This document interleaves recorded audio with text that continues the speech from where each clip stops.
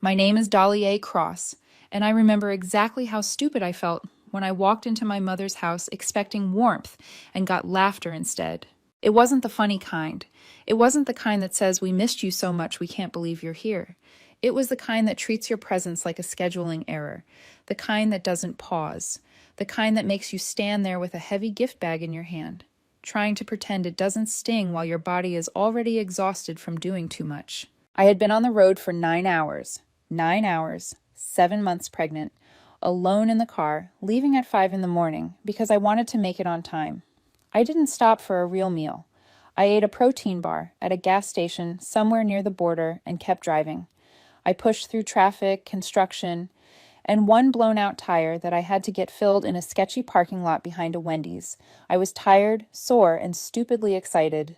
I thought surprising my mom for her birthday would mean something. I thought it would remind her that I still existed outside the filtered holiday photos and forwarded texts. I thought it would be the kind of surprise that makes someone tear up, the kind you tell people about later. I thought showing up in person would matter more than sending a card or a call. The moment I stepped inside, I knew I was wrong. She looked at me with a quick glance, like she was checking to see if I'd brought drama with me. Then she laughed and said, casual as breathing, "Didn't know you were coming. The table's full." That was it. No hug. No, oh my God, you drove all this way. No, sit down. Let me get you water. Nothing.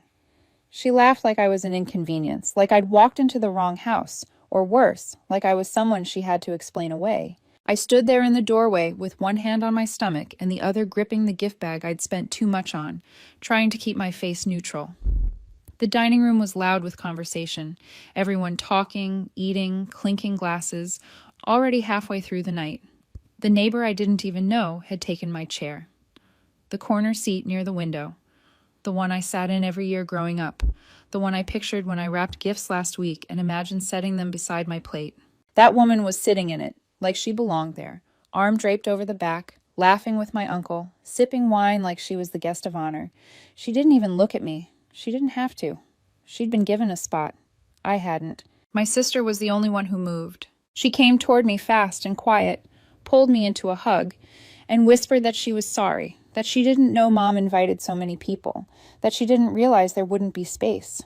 Her voice was full of guilt she didn't deserve to carry. I hugged her back and told her it was okay, even though it wasn't. No one else said anything. My dad nodded at me like he was checking off a box. My mom turned and went back to the kitchen like I'd already been handled. No one asked if I needed to sit. No one asked if I was hungry.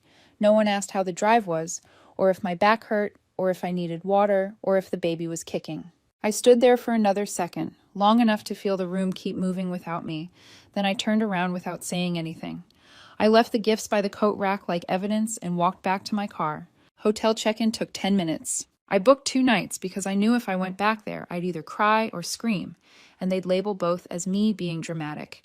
I needed a shower, a bed, and space. Not from the noise, from the realization that my mother didn't really want me there. Maybe never wanted me, period.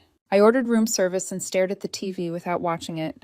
My hands were still shaking when my phone buzzed. It was my dad. 4 words. "Where's the rent money?" I stared at the screen for a long time before I understood what he was asking. He didn't text to see if I made it safely. He didn't ask why I left. He didn't say we missed you. He didn't even pretend to care that his pregnant daughter had driven 9 hours alone and walked out of her own mother's birthday dinner without a seat. His first instinct was money. "Where's the rent money?" Not "can you talk?" Not "are you okay?" Just that. The monthly transfer I sent like clockwork to help cover the mortgage on the house I grew up in. The house they never managed well. The house that somehow became my responsibility once I got promoted and started making more than both of them combined. I sent them money every month. A few hundred at least, sometimes more when they hinted things were tight. I never asked for receipts. I never asked for repayment. I told myself it was temporary, that family helped family, that one day things would balance out. That text was the last straw. I didn't respond. I opened my banking app instead, logged into the joint account we'd used for years. It started as a vacation fund after my dad's heart scare, then slowly turned into a catch-all for emergencies, groceries, repairs, birthdays, whatever they needed. I'd added far more to it than anyone else, quietly, without comment. I moved every dollar I had put in over the last year into my personal savings, every single one. Then I removed my name from the account entirely. Closed the door they'd grown comfortable walking through. I didn't feel angry doing it. I felt clear. My phone buzzed again at 9:17 p.m. This time it was my mom. One sentence. "That was rude of you." No context, no "why did you leave?" No "are you okay?" Just a correction, like I'd broken etiquette instead of finally standing up. I stared at the message until my eyes burned. Something shifted in that moment. Not snapped, not exploded, just slid quietly into place. I turned off my phone because I knew if I kept reading, I'd start explaining myself again. And I was done explaining. I barely slept. The hotel bed was too soft, the pillows too stiff, and the silence was just loud enough to keep replaying the dining room in my head. Everyone laughing, everyone eating. The empty chair that was supposed to be mine. The way my mother didn't even look back. By morning, I'd already decided I wasn't going back there. Not for my mom, not for my dad, not even for the apology text that came in at 6:43 a.m. She said she was sorry if she seemed cold, said things were chaotic, said she didn't expect me, and maybe next time I should give her a heads up. Like showing up to surprise her on her birthday was some kind of offense. I left her on read. I showered, got dressed, and left the hotel, but not to go home. I had other people in town, people who actually cared. My grandfather still lived in his old house on Birch Street. 2 cousins were nearby, too. I hadn't seen them in over a year, but we still talked. They'd been at the party last night, sitting toward the far end of the table. I remembered seeing them. Remembered the way one of them looked at me when I turned to leave, like he wanted to say something but didn't know how. When my grandfather opened the door and saw me, he didn't ask questions. He just shook his head and said, "They're lucky I didn't drive my truck through that damn house last night." We sat together for an hour. I didn't have to explain. He already knew. He'd seen the way they treated me for years. He noticed the things other people pretended not to. By noon, my cousins came over too. I gave them the gifts I'd brought for their kids. Books, toys, handmade things I'd spent weeks picking out. They thanked me, hugged me, asked if I was okay. That was the first time all weekend I felt like a real person again. The second time came later that afternoon. I was back at the hotel, finally lying down, when my phone buzzed again. It was my dad. "You can't just take the money out like that. That was for the mortgage." I stared at the message for a full minute, then set the phone face down on the nightstand. Then another text came in. "Your sister wants you to come by, just for a bit." I didn't reply, but I did go. Not for them. For her. I didn't announce myself when I arrived. I parked down the street and walked up the driveway the way I used to as a teenager, already bracing for tension. Before I even reached the back door, I could hear voices raised inside. My dad's voice sharp and irritated, my mom's voice tight, defensive, and my sister's voice trying to calm both of them at once, stretched thin from doing that her whole life. I stepped inside through the back door and straight into chaos. My dad was pacing the kitchen, gesturing wildly, talking about how I was overreacting, how I'd embarrassed my mother in front of people, how families don't act like this. My mom stood near the sink with her arms crossed, lips pressed together like she was holding in a speech she'd already rehearsed in her head.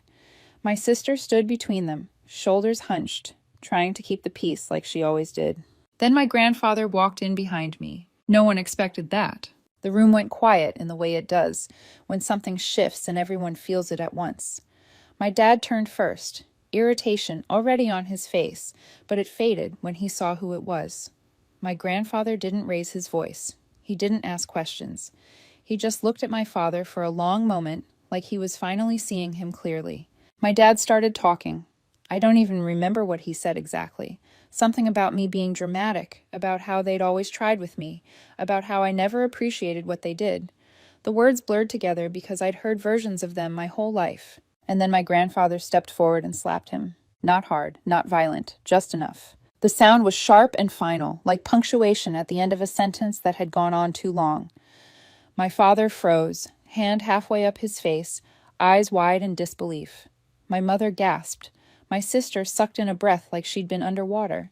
"That's your daughter," my grandfather said, pointing at me, "and she's pregnant, and you treat her like trash." No one spoke. My mom tried to say something about misunderstandings and emotions running high, but he cut her off with a look that stopped her cold. He told them both they had one chance left to fix things, that if they kept pushing me away, they wouldn't just lose me. They'd lose more than they realized. Then he turned to me. "You don't need to say anything," he said. "They've already said enough." I didn't argue. I didn't defend myself. I didn't even look at my parents. I turned to my sister instead, pulled a card from my bag and pressed it into her hand. Inside was a check for $10,000. She stared at it like she couldn't understand what she was seeing. Her hands started shaking. She tried to give it back, saying she couldn't take it, that it was too much. I told her it wasn't a gift, it was freedom. She started crying. Not loud, not dramatic, just quiet tears she'd probably been holding back for years. I leaned in and whispered that she didn't have to leave right away, that she just needed to be ready when the moment came. I said goodbye to the kids properly this time, gave them their presents, promised I'd see them soon. I didn't stay long. There was nothing else to say.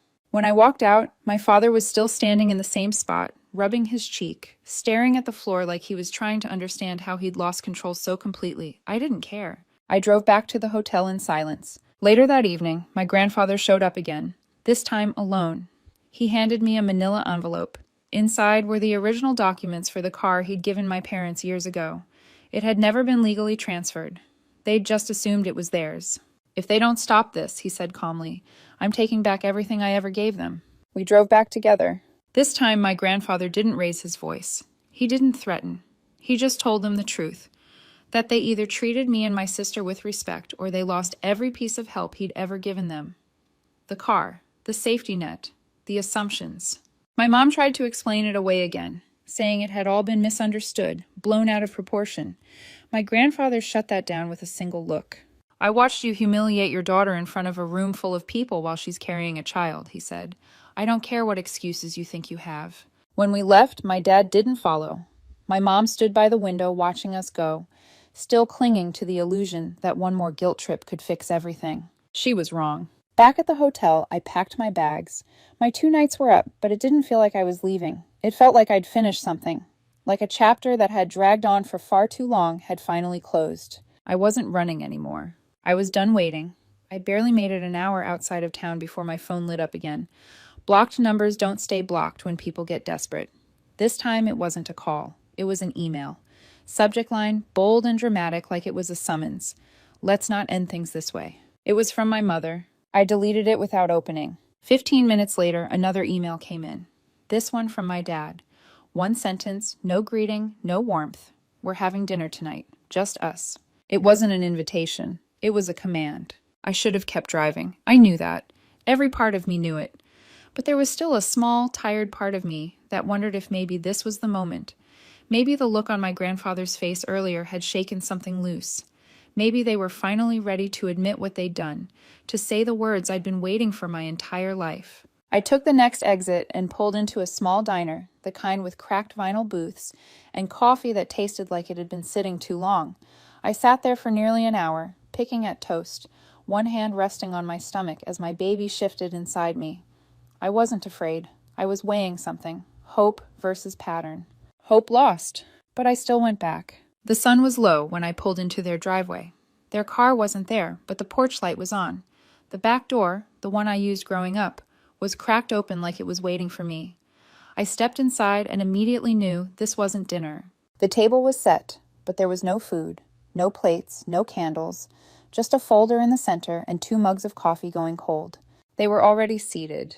My mother started talking before I could sit down. She talked about the house, about the bank calling, about how they might have to sell. My dad added that the car was already gone.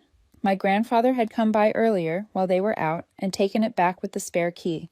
They spoke like I was part of a committee, like I had some responsibility to help them figure this out, like I was the adult in the room and they were 2 overwhelmed kids who'd made a few bad choices.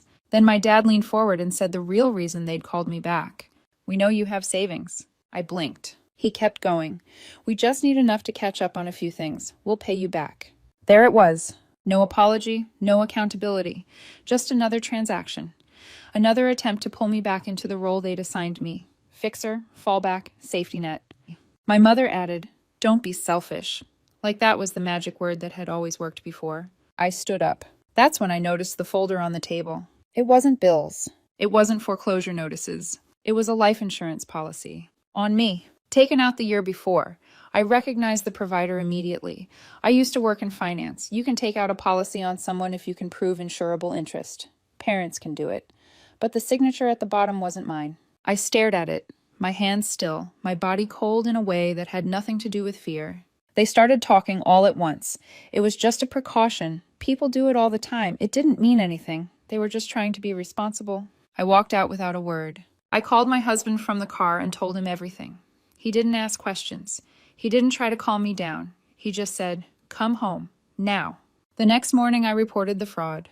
And that still wasn't the end of it. Because what they didn't know, what they couldn't have predicted, was that I hadn't come to town just to visit. I'd been house hunting quietly, in that same town, for months. And that afternoon, I put in an offer. It was accepted within hours. I didn't tell anyone about the house at first. Not my parents, not my sister, not even my grandfather. I needed the paperwork to clear before I let myself believe it was real. It was small, older, nothing flashy, but solid. Good bones. A fenced yard. Close enough to a school that I could picture backpacks on the sidewalk in the mornings, the kind of place a single mom with kids could finally breathe. The moment I wired the down payment, something inside me shifted. It wasn't relief, it was ownership. Not of a house, but of my own life. For the first time, I wasn't trying to make space in theirs. I was building something they couldn't reach. By noon the next day, I was already making plans. I called the leasing office of my sister's apartment complex and told them I'd be transferring a lease. Not for me, for her. I paid 3 months up front and scheduled move-in for the following week. I didn't ask her first. I knew if I did, she'd say no out of habit. I picked her up that afternoon. She looked exhausted, like she hadn't slept in days. She said Mom had been quiet all morning, overly polite, which was always worse than yelling. Dad was gone, out looking for work, which usually meant driving around avoiding responsibility. I didn't explain anything in the car. I just asked if she trusted me enough to take a short ride. When we pulled up to the house, she didn't understand. She thought maybe I was dropping something off or picking something up. I parked, handed her the keys, and said, "You're free." She stared at them for a second, then covered her mouth with both hands. The sound that came out of her wasn't even crying at first. It was disbelief. She kept shaking her head, saying she couldn't take it, that it was too much, that she hadn't earned it. "You earned it every day you survived in that house," I told her. "This is just overdue." We walked through the rooms together. The place smelled like fresh paint and something new. Her youngest ran straight to the backyard and took off like he'd been holding his breath for years. Her oldest asked if he could paint his room green. I watched her face change as she realized this wasn't temporary, that this wasn't a promise that could be taken back later. "They're going to be furious," she whispered. "Let them be," I said. "They don't get to control this anymore." That evening, while she packed, I went back one last time. Not for a fight, for closure. My grandfather came with me. We didn't knock. My mother sat on the couch, pretending not to notice us. My father stood in the kitchen like he'd been waiting. He asked where my sister was. I told him she was safe. That was all he needed to know. My grandfather placed an envelope on the table. Inside was a letter from his lawyer. Formal, final. It revoked their access to any future inheritance. The house, the land, the savings, all of it rerouted. None of it would touch their hands now. My mother shouted that we were turning the family against them. For the first time in my life, I answered without shaking. "You did that yourselves." They threatened to call the police. Over what? I'm still not sure. My grandfather smiled and said he'd love to explain everything to them. We left. Outside, the air felt lighter. My grandfather looked at me and said, "I should have done this years ago." The next morning, I packed my last bag and left town for good. At the gas station just outside the city limits, my sister called. She said the kids were asleep on mattresses on the living room floor, boxes stacked by the door. She said thank you over and over like it was a prayer. I told her we were just getting started. I wasn't moving back for my parents. Never again for them. I was moving back for her, for my niece and nephew, and for the baby I was about to bring into the world. A child who would grow up surrounded by people who knew how to love without conditions. I hadn't destroyed anything. I just stopped pretending. 2 weeks after I left, my sister was officially out. Boxes gone, kids settled. Her voice on the phone sounded lighter, like someone had opened a window in a room she'd been suffocating in. She told me the kids slept through the night for the first time in years. No crying, no pacing, no whispered arguments bleeding through thin walls. I didn't realize how bad it had been until it stopped. I didn't hear from my parents at all during that time. Not a call, not a text, not even a guilt-laced check-in. The silence felt different this time. Not tense, not waiting, just empty, like a room after the furniture has been moved out. Then a voicemail landed from a number I didn't recognize. It was my mom. Her voice sounded tired, rehearsed, like she was reading from a script she didn't quite believe. "We don't know where we went wrong," she said. "You win." That was it. She really thought this was about winning. The next day, a letter came in the mail from my dad. No apology, just a list: food, shelter, birthday parties, school supplies, all the things parents are legally and morally obligated to provide, written out like invoices. He ended it with, "One day your child will turn on you too." I threw it away without reading it twice. 3 weeks later, my daughter was born. Elise. She arrived quietly, stubborn and perfect, like she already knew the world didn't need more noise. My sister was in the room. My husband never let go of my hand. My grandfather waited just outside the door, pacing like he had when I was born. When they placed her on my chest, I felt something settle that I didn't know had been loose my entire life. She would never grow up wondering if she was loved. She would never learn that affection came with conditions or silence was the price of belonging. She would never stand in a doorway holding gifts while people laughed around her. We came home to a house full of warmth. Not loud, not dramatic, just steady. The kind that holds you without asking anything back. No calls, no letters, no last-minute attempts to rewrite history. My parents disappeared into the silence they'd created, 2 towns over, according to someone who thought I should know. I didn't care. Life moved forward. Quietly. Honestly. My sister and I sat on the porch some nights after the kids fell asleep, coffee in hand, talking about the childhood we survived instead of the one we were supposed to remember fondly. We laughed sometimes. We cried a little. Mostly we just told the truth without flinching. One afternoon, I was cleaning out the top shelf of the hall closet and found an old white box of party decorations from years ago, streamers, ribbons, a half-used pack of pink and gold place cards, one still red, reserved for Aunt Dolly. I stared at it for a second, then dropped the whole box into a trash bag and took it outside.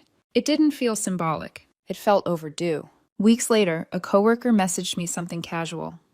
"So sweet you finally reconnected with your family. Your mom's post looked beautiful." I didn't understand until she sent a screenshot. A photo from my mother's page, a birthday party for my niece, pastel balloons, smiling faces, a caption about being grateful to have most of the family together, no empty chairs, no mention of us. Just a carefully framed version of reality where I had simply faded out. That was their final move. Not confrontation, not apology, just omission. I closed my phone and laughed. Not bitter, not sharp, just real.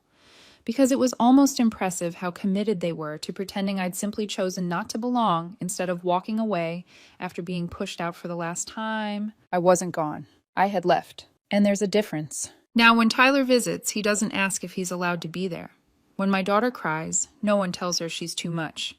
When we bake cookies in the kitchen and make a mess of flour and laughter, no one flinches or corrects the volume of joy. That's the life I chose. Not revenge, not distance for distance's sake. Clarity. I didn't burn bridges. I stopped crossing them alone.